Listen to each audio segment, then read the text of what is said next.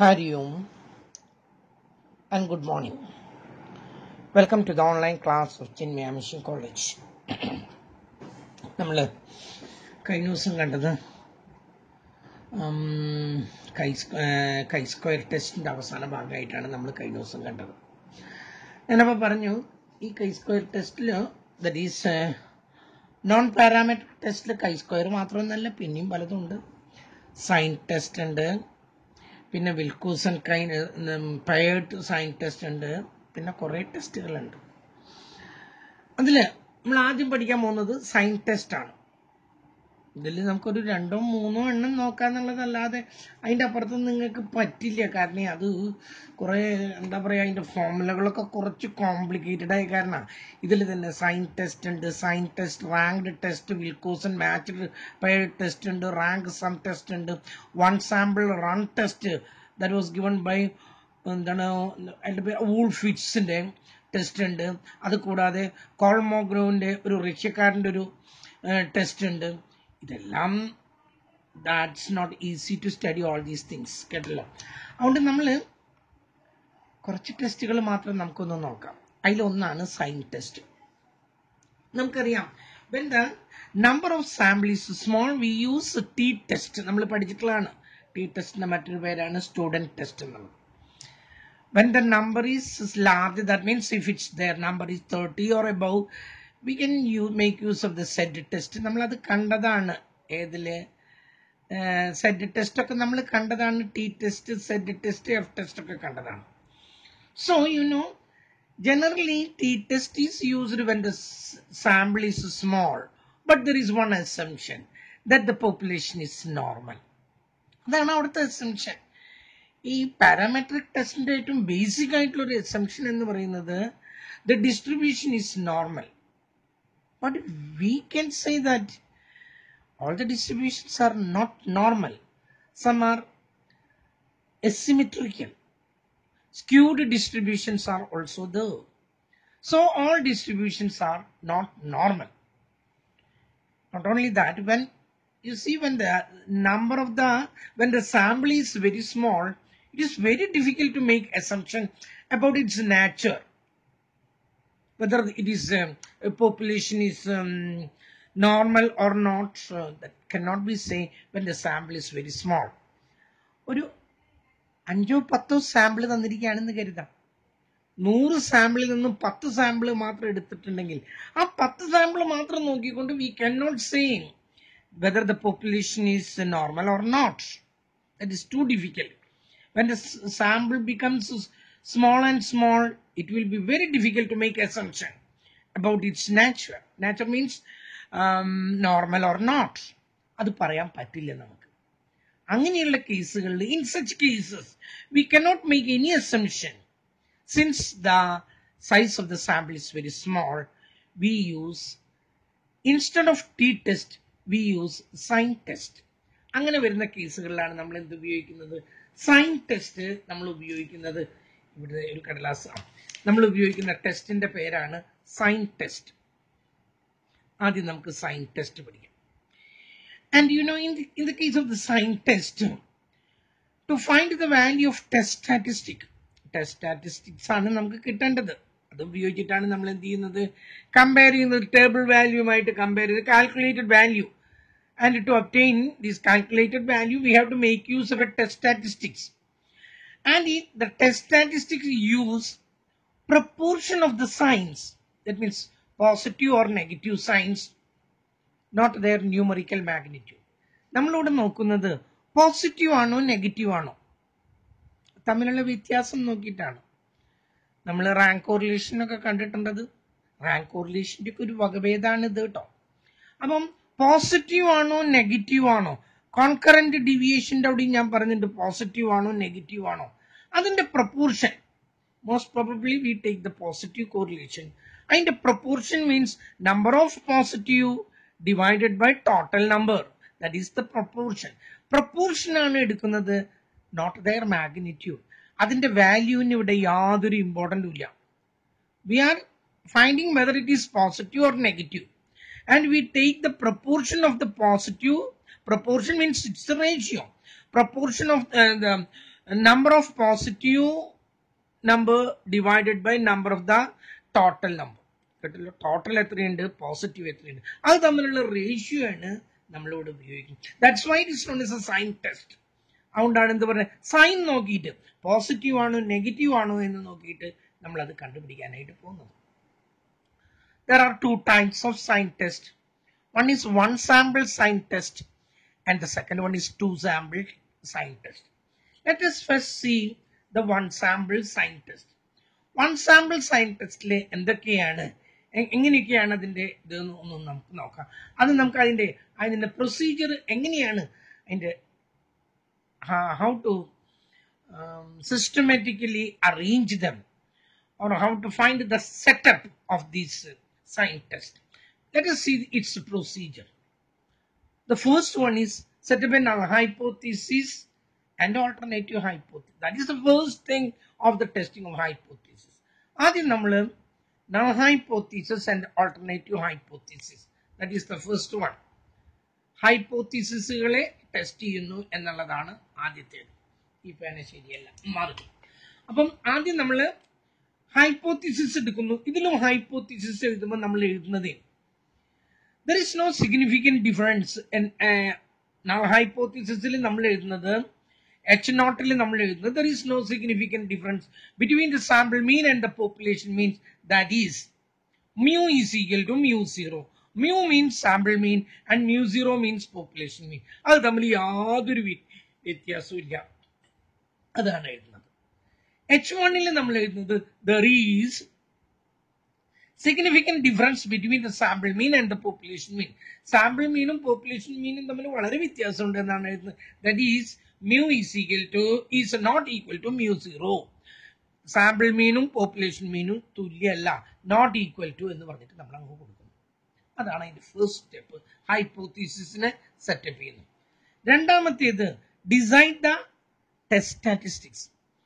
നമ്മളത് നോക്കിയിട്ടാണ് അത് എന്താ പറയുന്നത്, നമ്മൾ നേരത്തെ പറഞ്ഞോണം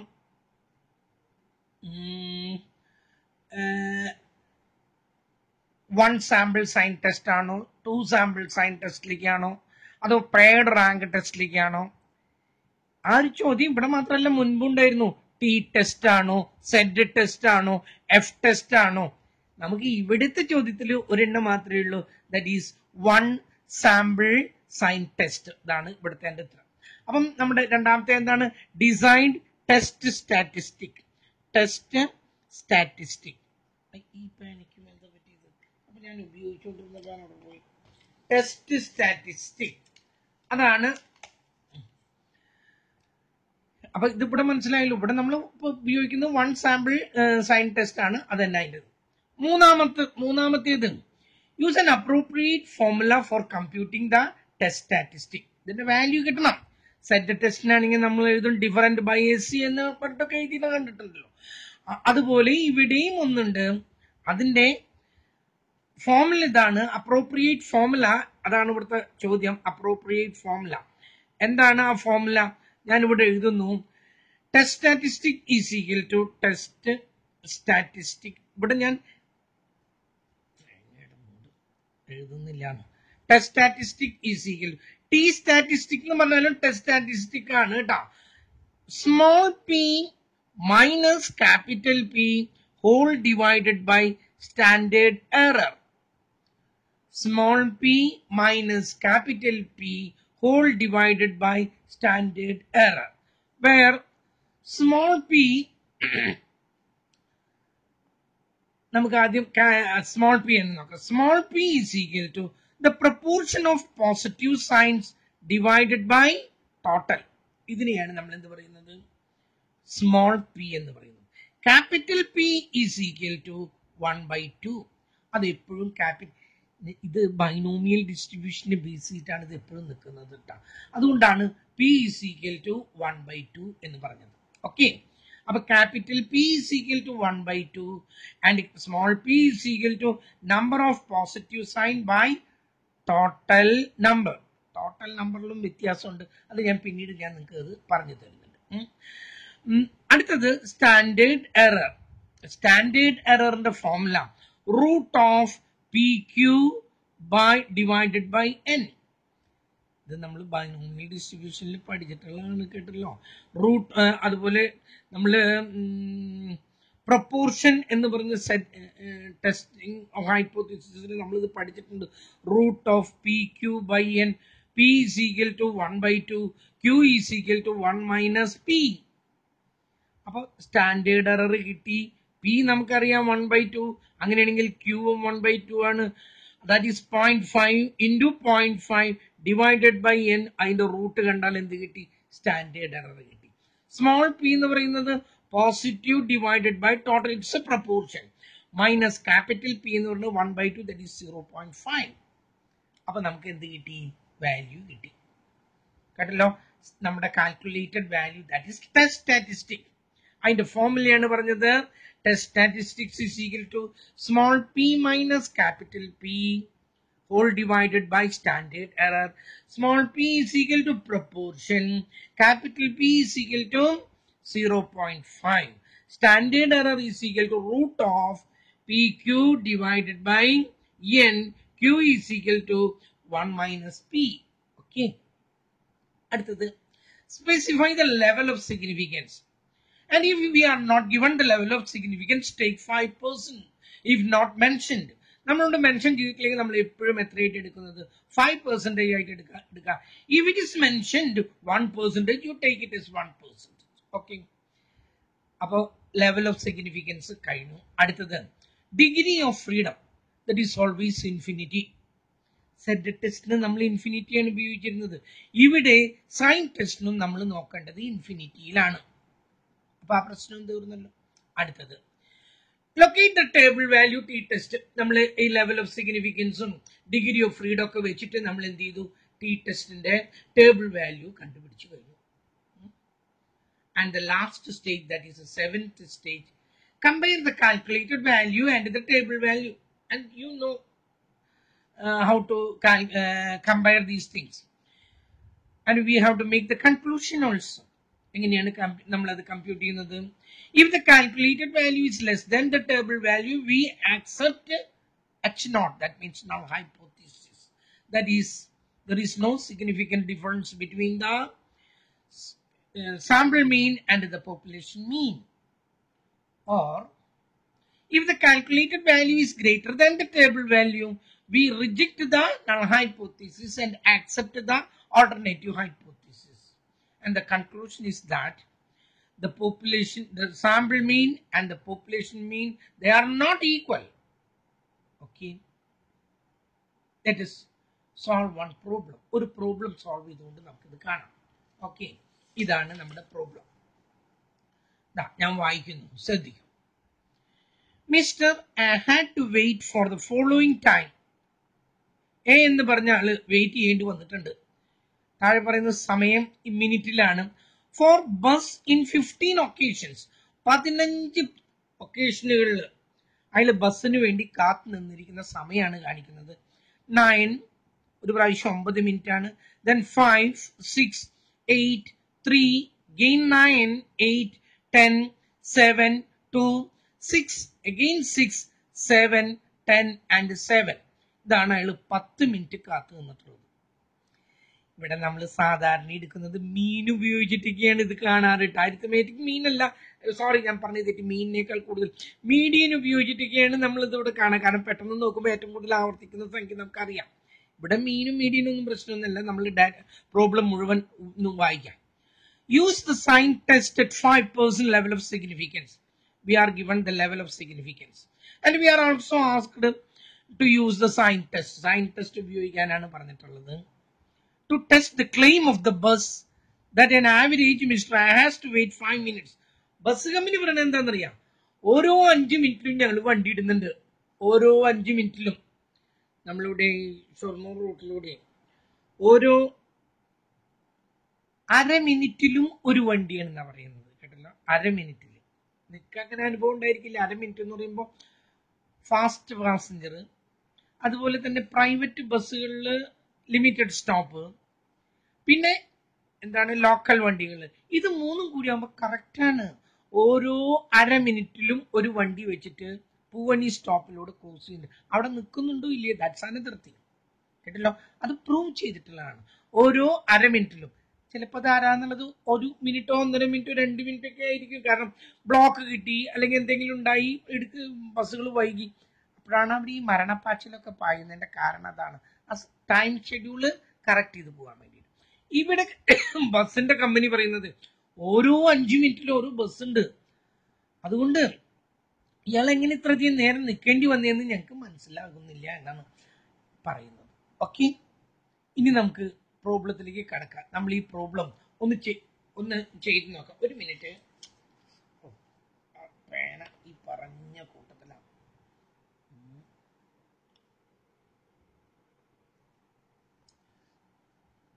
1 മിനിറ്റ് 1 മിനിറ്റ് 1 മിനിറ്റ്.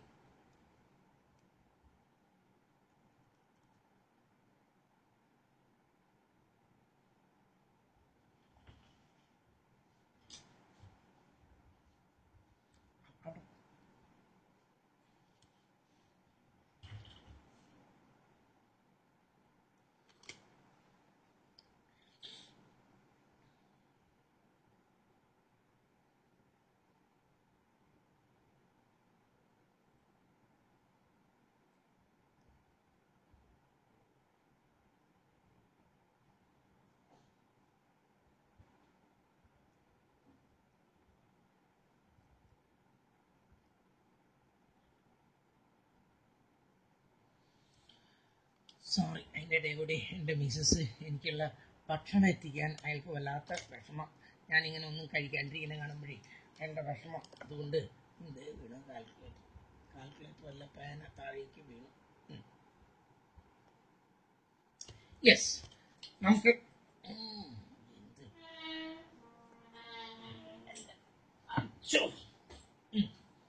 നമുക്ക് തുടങ്ങാം. അപ്പം ഞാൻ പറഞ്ഞല്ലോ, ഒരാൾ വെയിറ്റ് ചെയ്ത് പലപ്പോഴും പല അവസരങ്ങളിലും അയാൾക്ക് പല തരത്തിലാണ് ബസ് സ്റ്റോപ്പിൽ വന്നിട്ട് നിൽക്കേണ്ടി വന്നിട്ടുള്ളത്. പക്ഷെ കമ്പനി പറയുന്ന 5 മിനിറ്റ് ആണ്. കമ്പനീന്റെ ക്ലെയിം ശരിയാണോ എന്നുള്ളത് നമ്മൾ ടെസ്റ്റ് ചെയ്യണം. അത് ടെസ്റ്റ് ചെയ്യാനായിട്ട് അവർ പറയുന്നുണ്ട്, എന്താണ്, സൈൻ ടെസ്റ്റ് ആണ് ഉപയോഗിക്കേണ്ടത് എന്ന് അവർ പറയുന്നുണ്ട്. നമ്മൾ പ്രോബ്ലം തുടങ്ങാണ്. ആദ്യം നമ്മൾ എന്താ എഴുതാ, H0 എന്ന് എഴുതിയിട്ട് എഴുതേണ്ടത് there is no significant difference between the sample mean and the population mean. കേട്ടില്ല, നിങ്ങൾ എഴുതേണ്ട വാക്കാണ് പറഞ്ഞത്. there is no significant difference between the sample mean and the population mean. ഇനി ഞാൻ എഴുതിയില്ല എന്നും പറഞ്ഞിട്ട് നിങ്ങൾ എഴുതാതിരിക്കരുത്, നിങ്ങൾ അത് എഴുതണം, അത് നിർബന്ധം. ഞാൻ ഇവിടെ എഴുതുന്നു മ്യൂ എന്ന് പറയുന്നത്, അതായത് സാമ്പിളിന്റെ മീൻ, പോപ്പുലേഷന്റെ മീനാണ് ഇവര് പറയുന്ന ഓരോ 5 മിനിറ്റിലും വണ്ടി നിൽക്കുന്നുണ്ട് എന്ന് പറയുന്നത്. അത് പോപ്പുലേഷന്റെ എല്ലാ ബസ്സുകളുടെ എടുക്കുമ്പോഴുള്ള കാര്യമാണ്. ഇത് സാമ്പിളിന്റെ മീൻ, കേട്ടല്ലോ, ഇത് 5 ആണ് എന്നുള്ളതാണ്. പോപ്പുലേഷൻ മീനും സാമ്പിൾ മീനും ഈക്വൽ ആണ്, 5 ആണ് അതിന്റെ കിട്ടേണ്ട സംഖ്യ. അപ്പൊ തന്നെ നമുക്ക് എഴുതാം H1 എന്താ എഴുതാം, mu is not equal to 5. അത് അല്ല, there is significant difference between the sample mean and the population mean. ഇതിന്റെ കേസിൽ there is no significant difference between the population mean and the sample mean. എന്നിട്ട് എഴുതാം mu is equal to 5. രണ്ടാമത്തേൽ mu is not equal to 5. ഇനി നമ്മൾ test statistics ഉപയോഗിക്കാൻ പോവാണ്. അവിടെ എഴുതുന്നു ഞാൻ ടെസ്റ്റ് സ്റ്റാറ്റിസ്റ്റിക് എന്ന് എഴുതുന്നുണ്ട്. ഈസ് ഈക്വൽ ടു, ഇവിടെ എഫ് ടെസ്റ്റും ടി ടെസ്റ്റും ഒന്നും അല്ലാത്തതുകൊണ്ടാണ് ആ ടെസ്റ്റ് സ്റ്റാറ്റിസ്റ്റിക്സ് എന്ന് നമ്മൾ പറഞ്ഞിട്ടുള്ളത്. ഞാൻ ഫോർമുല പറഞ്ഞിട്ടുണ്ട്, p minus capital P whole divided by S E. ഇത് പറഞ്ഞതാണ് ഞാൻ നിങ്ങളോട്, കേട്ടല്ലോ. Where p is equal, small p is equal to proportion and capital P is equal to 1/2. S is equal to root of PQ by N. ഇതൊക്കെ ഞാൻ പറഞ്ഞതാണ്, കേട്ടല്ലോ. എന്നാലും ഞാൻ ഇന്ന് എഴുതാം അവിടെ, P is equal to proportion, capital P is equal to 0.5, SC is equal to, ഇതാണ് അറിയേണ്ടത് ഇതിൽ, root of PQ divided by N. Q is equal to 1 minus P. Okay, നമ്മൾ ഇനി കമ്പ്യൂട്ട് ചെയ്യാൻ പോവാണ്. ഇതിലിപ്പോ എത്ര വാല്യൂ തന്നിട്ടുണ്ടെന്ന് പറഞ്ഞ് 15 എണ്ണം ഉണ്ടാവും. 1 2 3 4 5 6 7 8 9 10 11. അടുത്ത പേജിലേക്ക് ഞാൻ എഴുതുന്നു കേട്ടോ. നമുക്ക് ഈ തന്നിട്ടുള്ള സംഖ്യകൾ ഞാൻ കമ്പ്യൂട്ട് ചെയ്യാനും പോസിറ്റീവും നെഗറ്റീവും കമ്പ്യൂട്ട് ചെയ്യാൻ കമ്പ്യൂട്ട് ചെയ്യേണ്ട കാര്യമൊന്നുമില്ല, വെറുതെ പ്ലസ് വണ്ണും പ്ലസ് മൈനസ് ഇട്ടാൽ മതി. നിങ്ങൾക്ക് മനസ്സിലാകാൻ വേണ്ടിയിട്ട് ആദ്യത്തെ കോളത്തിൽ ഞാൻ വെയിറ്റിംഗ് ടൈം അതിനാണ് എക്സ് എന്ന് എടുക്കുന്നത്. വെയിറ്റിംഗ് ടൈം എന്ന് പറഞ്ഞിട്ട് ഞാൻ അതിനെ ക്യാപിറ്റൽ എക്സ് എന്ന് കൊടുത്തു. അടുത്ത കോളത്തിൽ എന്നിട്ട് ഞാനത് എഴുതാണ് 9 നമുക്ക് തന്നിട്ടുള്ള സംഖ്യകൾ 5 6 8 3 9 10 7 2 6 again 6 7 10 7. ഇനി അടുത്ത കോളത്തിൽ അവർ പറയുന്നുണ്ട് എത്രയാണ് 5 മിനിറ്റ് എന്ന്. ആ ഓരോ എക്സിൽ നിന്നും 5 മിനിറ്റ് കുറച്ചിട്ട് സംഖ്യകളൊന്നും എഴുതുന്നില്ല. ഞാൻ പറഞ്ഞു ഇവിടെ മാഗ്നിറ്റ്യൂഡിന് there is not at all relevant the magnitude. We are only seeing its signs. ഓരോന്നിന്ന് 5 കുറയ്ക്കുന്നു. 9 5 കുറച്ചാൽ പ്ലസ് ആണ് കിട്ടുക. 5 5 കുറച്ചാൽ 0 ആണ്. 6 5 പ്ലസ്, 8 പ്ലസ്, 3 മൈനസ്, ഒരു മൈനസ് കിട്ടി നമുക്ക്. 9 plus, 10 plus, 7 plus, 2 minus, 6 plus, 6 plus, 7 plus, 10 plus, 7 plus. Okay, ഇപ്പൊ നോക്കൂ എത്ര പ്ലസ് വന്നു. 1 2 3 4 5 6 7 8 9 10 11 12 13 ഒരെണ്ണം കുറഞ്ഞ 1 2 3 4 5 6 7 8 9 10 11 12 13 14 9 5 6 8 3 9 10 ഒരു 8 ഉണ്ടായിരുന്നു ഇതിന്റെ ഇടയ്ക്ക്, കേട്ടല്ലോ. നോക്കൂ, ഒരു 8 ഉണ്ടായിരുന്നു ഇവിടെ. 9 കഴിഞ്ഞിട്ട് 8 അത് ഞാൻ താഴെ എഴുതുന്നു. 9 കഴിഞ്ഞിട്ട് 8 താഴെ എഴുതുന്നു. അതും പ്ലസ് തന്നെ, ഒരു ഇതുമില്ല. പ്ലസുകളുടെ എണ്ണം എത്രയുണ്ട്? 12 വന്നു. ഓക്കെ, നമ്മൾ ഇനി ഓരോന്നും ഒന്ന് ചെയ്യാൻ പോവാണ്. നോക്കൂ, ആദ്യം തന്നെ ടോട്ടൽ നമ്പർ എത്രയുണ്ടെന്ന് നോക്കാം. നോക്കൂ, ടോട്ടൽ നമ്പറിന് നമ്മൾ n എന്നിട്ട് ഇന്നത്തെ ദിവസം പേന വല്ലാതെ പ്രശ്നം ഉണ്ടാക്കും. 15 എണ്ണം ഉണ്ട്. 15 എണ്ണം എടുക്കാൻ പറ്റില്ല, കാരണം ഒരെണ്ണം 0 ആയി പോയി. സൈനുകൾ 15 എണ്ണമില്ല. അതിൽ നിന്ന് ആ 0 ലെസ് ചെയ്തപ്പോൾ എത്ര കിട്ടിയത്? 14. അത് മനസ്സിലൊന്ന് നിങ്ങൾ ഉറപ്പിക്കണം. 0 ഉള്ളത് നമ്മൾ നമ്പറിൽ നിന്ന് കളയണം. ഓക്കെ, അടുത്തത് നമുക്ക് അറിയേണ്ടത് പ്ലസ് സൈൻസ് എത്ര എണ്ണം ഉണ്ട്. പ്ലസ് സൈൻസ് എത്ര എണ്ണം ഉണ്ടെന്ന് നോക്കി, അത് 12. ഓക്കെ, ഇനി നമ്മൾ ആദ്യം പി കാണുന്നു, സ്മോൾ പി, പ്രൊപ്പോർഷൻ കാണാണ്. 12/14.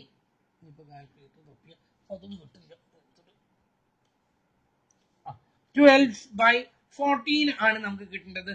ഞാനിവിടെ 12 divided by 14, that gives എത്ര കിട്ടുന്നത്? 0.857.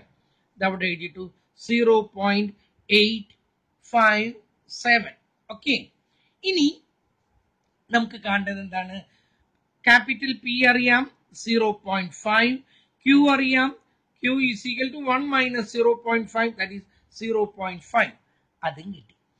അപ്പൊ നമുക്ക് പ്രൊപ്പോർഷൻ സ്മോൾ പി കിട്ടി, ക്യാപിറ്റൽ പി കിട്ടി. നമുക്ക് ഇനി സ്റ്റാൻഡേർഡ് എറർ ഞാൻ ഇവിടെ തന്നെ ഒന്ന് എഴുതിക്കോട്ടെ കേട്ടാ. Standard error is equal to, standard എററിന്റെ ഫോർമുല എന്താ പറഞ്ഞത്?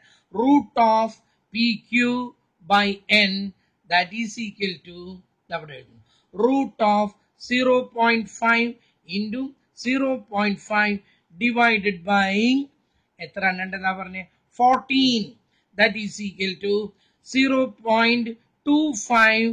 √0.25/14 is equal to 0.25 divided by 14 is equal to കിട്ടുന്നത് 0.0178.